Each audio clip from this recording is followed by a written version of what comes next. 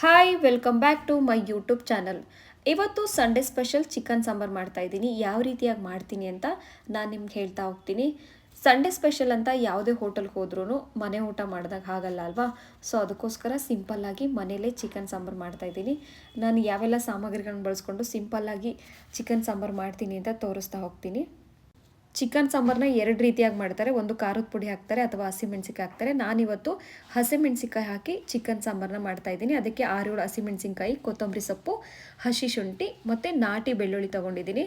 Hybrid ಬೆಳ್ಳುಳ್ಳಿ compare ಮಾಡಿದರೆ ನಾಟಿ ಬೆಳ್ಳುಳ್ಳಿಗೆ ಮಸಾಲೆ ಐಟಮ್ಸ್ಗಳು ಅಂದರೆ ಚಿಕನ್, ಮಟನ್ ಆಗಿರ್ಬೋದು, ಈ ಥರ ಫಿಶ್ ಆಗಿರ್ಬೋದು ತುಂಬ ಚೆನ್ನಾಗಿ ಟೇಸ್ಟ್ ಬರುತ್ತೆ. ಜೊತೆಗೆ 1 ಟೇಬಲ್ ಸ್ಪೂನಷ್ಟು ಕೊತ್ತಂಬರಿ ಪುಡಿ ಹಾಗೂ 1 ಟೇಬಲ್ ಸ್ಪೂನಷ್ಟು ಹುರುಗಡ್ಲೆನ ತೊಗೊಂಡಿದ್ದೀನಿ.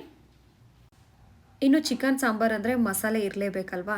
ಸೊ ಮಸಾಲೆಗೆ ನಾನು ಒಂದು 8-10 ಮೆಣಸಿನಕಾಳು, ಜೊತೆಗೆ ಚಕ್ಕೆ, ಅದೇ ಅಲ್ಲದೆ ಲವಂಗನೂ ತೊಗೊಂಡಿದ್ದೀನಿ.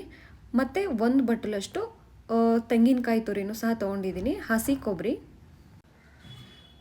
ಮತ್ತು 1 ದೊಡ್ಡ ಗಾತ್ರದ ಈರುಳ್ಳಿ ತೊಗೊಂಡಿದ್ದೀನಿ. ಅದಲ್ಲದೆ 1 ಟೊಮೊಟೊನೂ ತೊಗೊಂಡಿದ್ದೀನಿ. ಇಷ್ಟು ಸಾಮಗ್ರಿಗಳನ್ನು ಬಳಸಿ ಸಿಂಪಲ್ಲಾಗಿ ನಾನು ಇವತ್ತು ಒಂದು ಚಿಕನ್ ಸಾಂಬಾರನ್ನ ಸಂಡೇ ಸ್ಪೆಷಲಾಗಿ ಮಾಡ್ತಾ ಹೋಗ್ತೀನಿ.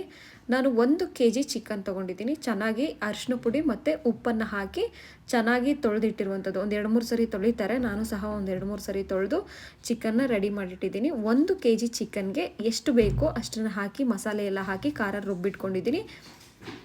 1 ಸಾಂಬಾರು ಸೌಟಲ್ಲಿ 1 ಎಣ್ಣೆ ಹಾಕ್ಕೊಂಡಿದ್ದೀನಿ.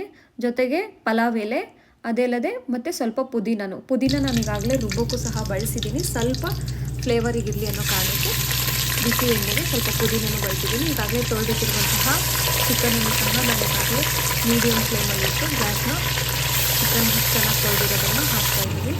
ಚಿಕನ್ ಚೆನ್ನಾಗಿ ಫ್ರೈ ಆಗಬೇಕು ಅನ್ನೋ ಸಂದರ್ಭದಲ್ಲಿ ನಾವು ಸ್ವಲ್ಪ ಉಪ್ಪು, ಸ್ವಲ್ಪ 1 ಚಿಟಿಕೆಯಷ್ಟು ಅರಿಶಿನ ಪುಡಿನೂ ಸಹ ಹಾಕಬೇಕು. ಅರಿಶಿನ ಪುಡಿ, ಉಪ್ಪನ್ನು ಹಾಕಿ ಈಗಾಗಲೇ ತೊಳೆದಿಟ್ಟಿರುವಂಥ ಚಿಕನ್ಗೆ ಮತ್ತೊಂದು ಸ್ವಲ್ಪ ಹಾಕೋದ್ರಿಂದ ಯಾವುದೇ ರೀತಿಯಾದಂಥ ಸ್ಮೆಲ್ ಇರಲ್ಲ ಮತ್ತು ಒಳ್ಳೆ ಫ್ಲೇವರ್ ಸಹ ಬರುತ್ತೆ. ಉಪ್ಪು, ಅರಿಶಿನ ಪುಡಿ ಹಾಕಿದ ಮೇಲೆ ಚೆನ್ನಾಗಿ ತಿರುಗಿಸಿ, ಜೊತೆಗೆ ಒಂದು 3-4 ನಿಮಿಷ ಚೆನ್ನಾಗಿ ಮೀಡಿಯಮ್ ಫ್ಲೇಮಲ್ಲೇ ಚಿಕನ್ನ ಎಣ್ಣೆಲಿ ಫ್ರೈ ಮಾಡಬೇಕು.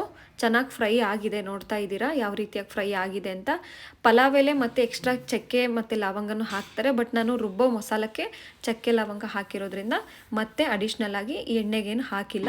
ಈಗಾಗಲೇ ರುಬ್ಬಿಟ್ಟಿರುವಂತಹ ಮಸಾಲಾನ ಏನು ಈರುಳ್ಳಿ, ಬೆಳ್ಳುಳ್ಳಿ, ಶುಂಠಿ ಮತ್ತು ಏನೇನು ಮಸಾಲೆ ಐಟಮ್ಸ್ಗಳನ್ನ ರೆಡಿ ಮಾಡಿಟ್ಟಿದ್ನೋ ಮತ್ತು ಕಾಯಿ ಏನೆಲ್ಲ ಹಾಕಿ ರೆಡಿ ಮಾಡಿಟ್ಟಿದ್ನೋ ಅದನ್ನು ಚೆನ್ನಾಗಿ ನುಣ್ಣಗೆ ರುಬ್ಬಿ, ಮತ್ತು ಎಷ್ಟು ನಮಗೆ ಸಾಂಬಾರು ತೆಳುವಾಗಬೇಕಾ ಅಥವಾ ಕೆಲವೊಬ್ಬರು ತುಂಬ ತೆಳು ಇದ್ದರೆ ಇಷ್ಟಪಡ್ತಾರೆ, ಇನ್ನು ಕೆಲವೊಬ್ರು ಮೀಡಿಯಮ್ ಆಗಿದ್ದರೂ ಓಕೆ ಅಂತಾರೆ.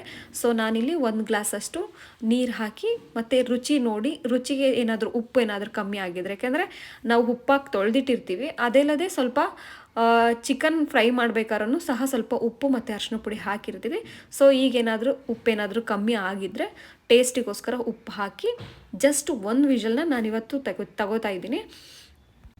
ನಿಮಗೆ ಎಷ್ಟು ಹದದಲ್ಲೇ ತೆಳುವಾಗಿ ಬೇಕೋ ಸಾಂಬಾರನ್ನು ನೋಡಿ, ಟೇಸ್ಟ್ ನೋಡಿ, ಉಪ್ಪೇನಾದರೂ ಸಾಲ್ಟೇಜ್ ಇದ್ದರೆ ಉಪ್ಪು ಹಾಕಿ ಚೆನ್ನಾಗಿ ಕುದಿಸ್ಬೇಕು. ಈ ಮಟನ್ ಎಲ್ಲ ಆದರೆ 4-5 ವಿಷಲ್ ಹೊಡಿಸ್ತಾರೆ.